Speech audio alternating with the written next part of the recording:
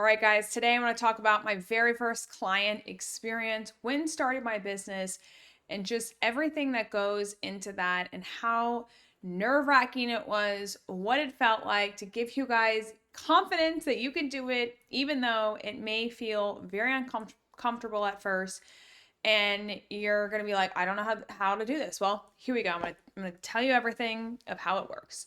So, for those that know or don't know, I moved from California to Virginia. And my very first client, shockingly enough, was actually one of my patients in California that was moving to Virginia at the exact same time in the exact area that I was going to be in. Crazy small world, I know, like literally 5.5 hour flight, 2,000 miles plus away. And I was able to continue treating her and get help. She had severe, endometriosis and lots of chronic pelvic pain. And, anyways, so she was my very first client ever. And I was still nervous as heck. I've never been in someone's house. I had to drive over like 45 minutes to get to her home. I wasn't familiar with the area at all because I just moved to the area, right? And so I was just like, everything was, I don't have consent forms. I don't know how I'm going to charge her. I don't know, I have to get a table. I don't know where I'm going to set up my table. What does this look like? I was terrified. Think of it being like a practical situation like it was in school, but 2x that because you're just so uncomfortable because you don't know what's going on. So before I went and saw her, I actually practiced on my sister-in-law because it's the only person I knew in Virginia. And I was like, hey, can I come over to your house and practice on you so that I can build my confidence up and feel more confident? And she was like, yeah. So I got my table from Amazon. I had a full-on suitcase that I got from the Container Store with my little caboodle in it. And I had my suitcase, my table, and I walked up to her door and knocked on it. And I'm like, hey, I'm here. And she's like, okay, come down to the basement. Well, I have to carry my table in this suitcase one at a time down to the basement. So that was the first thing. Oh crap, I can't carry both of these things down, up and down all these flights of stairs. For those people that don't know DC area, everyone has a townhome and they all go straight up. So there are multiple levels of these homes rather than it being a flat, one story. They typically are these massively high townhomes. And so that was my first lesson of crap, it's going to take me a minute to get things up and down stairs. Okay. Then I was like, well, where do I put my table? I guess I can just literally put it anywhere. So, and then how to fold out the table. You think that this wouldn't be a big deal, but if people had slippery floors, the table, because you have to fold it on its side, fold the legs out, and then flip it. But then the thing would slide and hit their kitchen door. And it was so I had to perfect that by putting my foot underneath it and then flipping the table. And then I was like, okay, well, I guess I put sheets on that because that would be nice and it would be comfortable. And then I realized as I got into this, I was like, wait, but that means all those sheets I'm going to have to take home and do laundry. Oh, wait, now I don't want to spend 3 hours a night doing laundry at night. So then I was like, screw the sheets. I don't care. Doesn't matter. And so anyways, I was at my sister-in-law's doing all this, recognizing all this as I'm putting this out for her. Because then once you fold the table over, then you have to put the sheets down. That takes up more time. And it's no, just hop on the table. And I would just put a chuck pad down. So then I went through a full-on movement assessment, literally like a practical, full-on movement assessment, standing, clothed. And then I'm like, but what do I say when I ask her to take her clothes off to do an internal, where do I go? Oh, I guess I just turn around. So then, oh wait, can I borrow a towel because I didn't bring one? So then she had to go get a towel. And then I realized that's good because then I don't have to do that laundry. So win for me. And so then I would just turn around.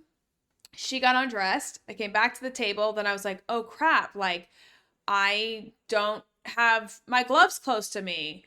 Oh crap. Wait, I have my gloves on, but I don't have my lube next to me. Oh wait, now I got to take my gloves off.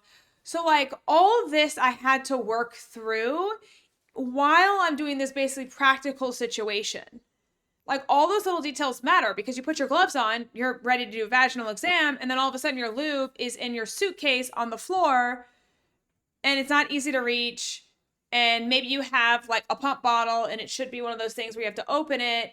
And it's just like all those little details actually do matter to make you feel very confident and comfortable and in your flow when you're with the actual client.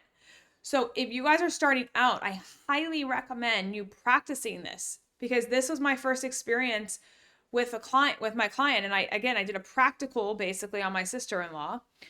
And then I'm like, well, wait, when I'm done, like, how do I just like turn back around and she puts her pants on? And that's literally what happens. They go to the bathroom, they take the towel, they go to the bathroom, they change and then come back out.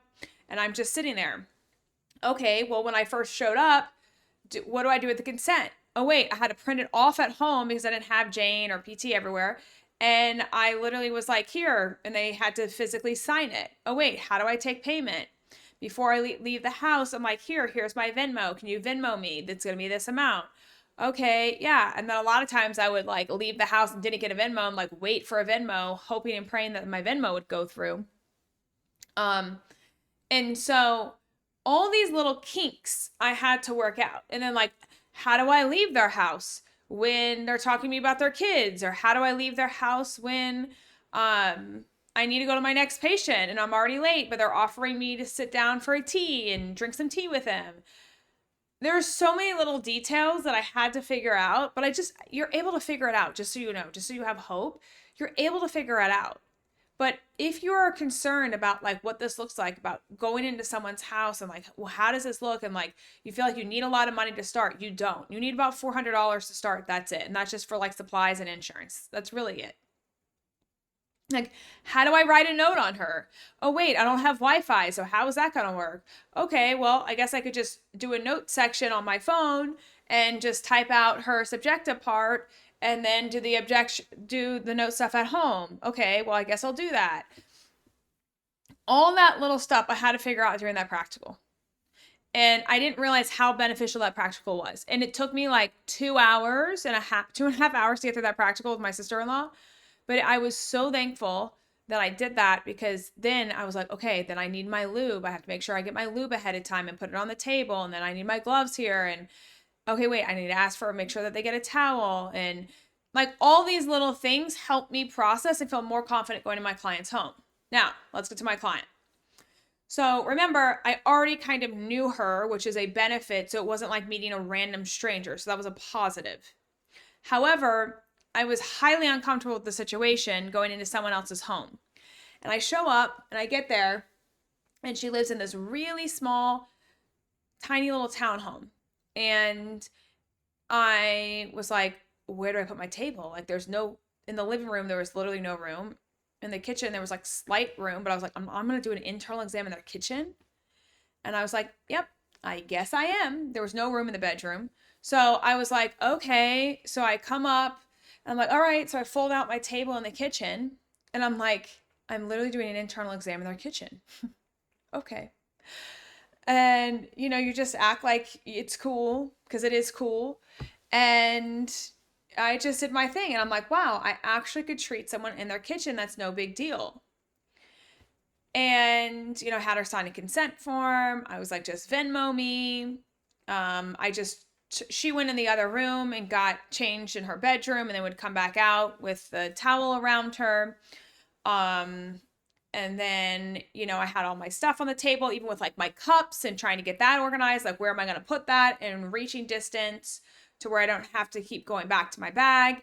And like, if I fold out all my stuff in my bag, you don't just like want it on the ground. You need it like organized to where the patients are like, okay, well, that's sanitary, And so I got this little caboodle from the Container Store and it has all this organization. So everything was like in its own little compartment. So it was all sanitary. Thank God. And so I would just pull from there. And then after that, like, I was just like, okay, here's my Venmo. You can Venmo me. And she did.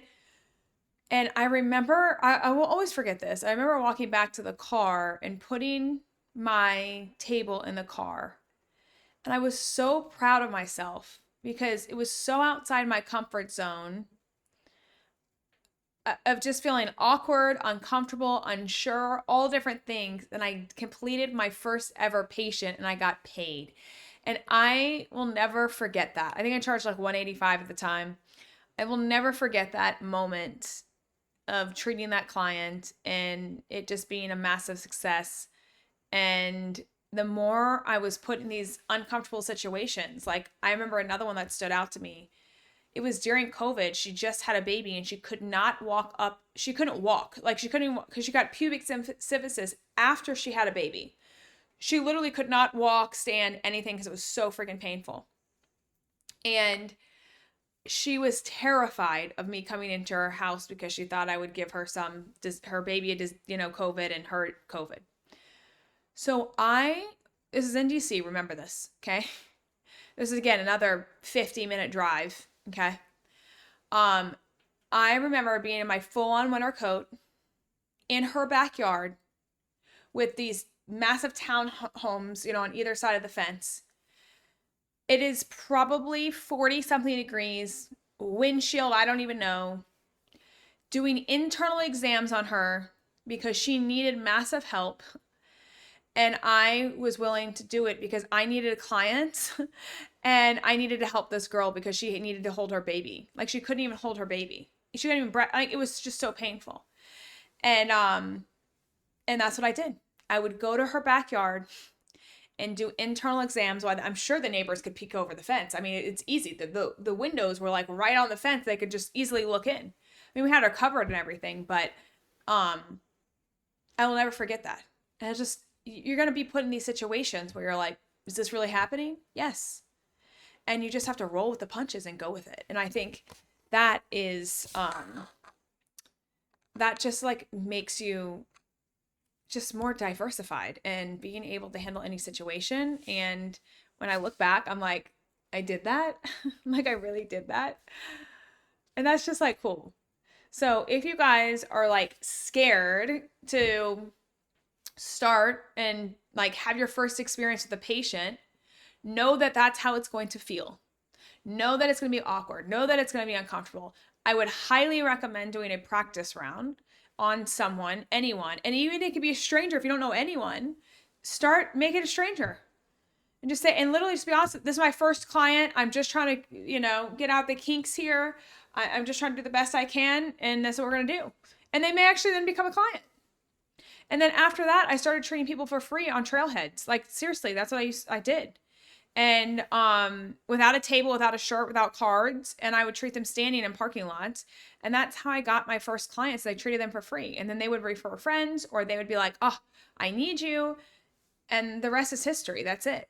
And so I would say the more people that you can get underneath your belt, the more confident you're going to be to then even ask for money to then do the thing. And I think that's the coolest part. So if you are scared or if you're like, I don't know how to treat my first client, hopefully this video helps you because that is my experience about it, being mobile and not having a facility and how I was able to get through treating my very first client without it feeling like, I mean, it was terrifying, but like without it being too much to where I didn't want to do it.